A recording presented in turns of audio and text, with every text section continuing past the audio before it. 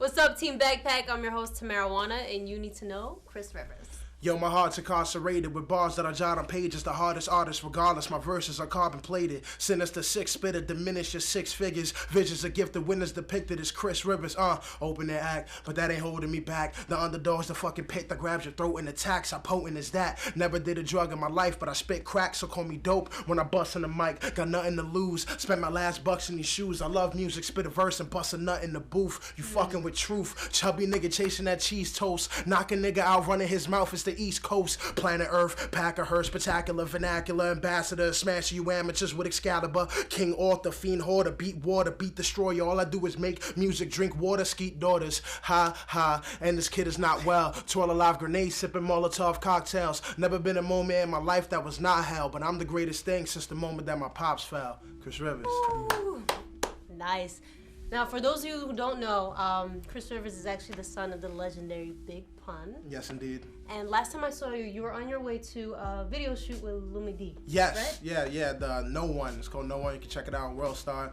Get her tape. It's super dope. Yeah, definitely. Yeah. And I saw you. You were on Instagram and you posted a video and there was a chicken behind you. And yeah, said, does she see me? I love chicken and eggs, but they're the same animal, so it's like I still love chicken. Oh my God. And then also, you had a couple days later, you had like a showcase. Yeah, at Club Drum with a major stage. It went very well. The support was lovely. Everyone that came out, shout out to them, all the opening acts. It was really awesome. A lot of love. Nice. And you always have that energy, so yeah, definitely. Gotta bring a lot of charisma and all that good juicy shit. Now, I wanted to ask you because I completely forgot. There was a song that you wrote. And you told everybody that you wrote it while you were taking a shit. Yes, Heat Wave. Yeah, I did write it while. Well, I wrote most of the first verse while taking a shit. I didn't take it. I don't. Let me see. The second verse I wrote somewhere else, but yeah, definitely that. And that's Heat Wave. You can check it out. That was ESI Films recorded it, and you can check it out. It's out now on the YouTube channel and stuff like that. But yeah, Heat Wave. Yeah. Where do you usually write your music though? Anywhere that? Not always on the toilet. It's usually. I mean, it depends. When I first started, it was less chaotic, so I would usually write in my room or on the train, like headed places and stuff like that, or like I'll be walking around just thinking of shit and eventually put it in. But like now, where everything's so busy, you kind of got to write as you go. So like you know what I'm saying, still on the train and stuff like that, but I ride my bike a lot now, so I mean it's different. Like it depends. Like sometimes I write in the studio. It depends. Like you get shit on a drop and you just gotta learn how to write quick and still be lyrical and dope and you know. So I mean it depends. I write anywhere at this point. Yeah. That's good. Well, there's the song you wrote. I let my pops down. Yes, yeah. I was just wondering, like, what were you going through when you wrote that song? That was just so emotional. It was really. Yeah, that one.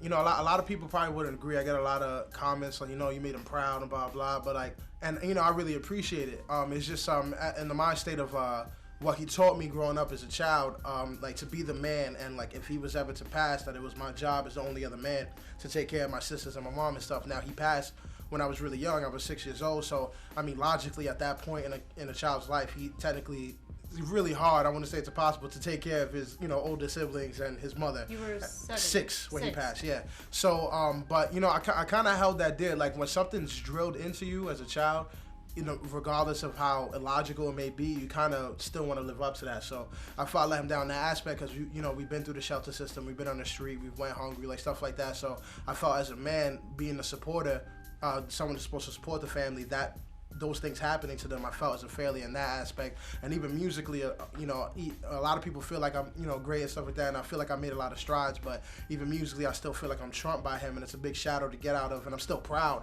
of it, but just like I let him down in, various aspects because he wanted me to be better than him, but, it's still a journey, and I'm getting there, so, I mean, but it's one of those things, it was an emotional song, I just had to put it out, yeah. And Fat Joe never tried to reach out to you guys? No. I mean, if he did, it was probably when I was really younger. But like I don't really check in too much on that. I'm just asking because you said you've been through shelters and. Yeah. A lot. Like I don't know the whole deal with that. I'll be honest, because like I purposely don't ask, just to like avoid the whole situation. But like what I do know is what we've been through. Mm-hmm. You know what I mean? So people could get their own assumptions off of that. But yeah, we've been in the shelter, we've been on the streets, we've went hungry. I went to school with holes in my shoes and all this stuff. Like we've been through all that. So I mean, people can make their assumptions via that or whatever comes out in the future. Yeah. It made you such an amazing person. Oh yeah, definitely. I'm grateful. Coolest dude I've ever met. And you keep in touch with Styles P. What's your relationship with Styles P? Oh, Styles, that's like the big brother. It's a mentor right there. Like he was real cool with my pops. You know what I'm saying? I mean, well, you know, not that they hung out every day, but like he tells me stories here and there. Kids tells me stories, and like it's dope. Like they had a lot of respect for him, and in turn, I guess automatically they had like, you know, love and respect. But it's also built and genuine. Like he really shows a lot of love and respect for me, and he really guides me and shows me how to be a better artist as total, you know what I'm saying, like, and have more variety. So he's just an awesome individual, very smart, intellectual person, someone to look up to, because he came from, you know, where he came from. You hear his music, anyone knows Styles P, you know where he came from, and to see him as such an intellectual businessman at this point and a veteran in the game that you could be in it for 20 plus years and still put out a record and sell out shows, and that's legendary in itself. So definitely someone to learn from, and that's what I'm trying to do. Yeah. So let us know what can we expect from you in the future? What should we be looking forward for? Oh yeah, definitely. Just people just gotta keep watching. We got a lot of visuals coming out. We got the I Feel You video dropping soon. Ain't Hard to Tell came out. The last tape, Wonderland of Misery 2. If you haven't gotten it, it's on datpiff.com, free download, and it has 27 tracks on it. So we're just shooting a lot of visuals for those.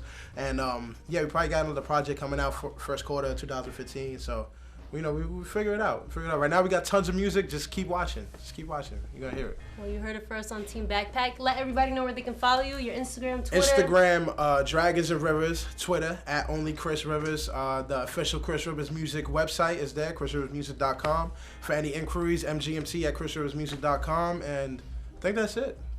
Yeah, YouTube, Chris Rivers Music, and Team motherfucking Backpack. Woo! All right. Well, it's always a pleasure having you on. Likewise, to marijuana.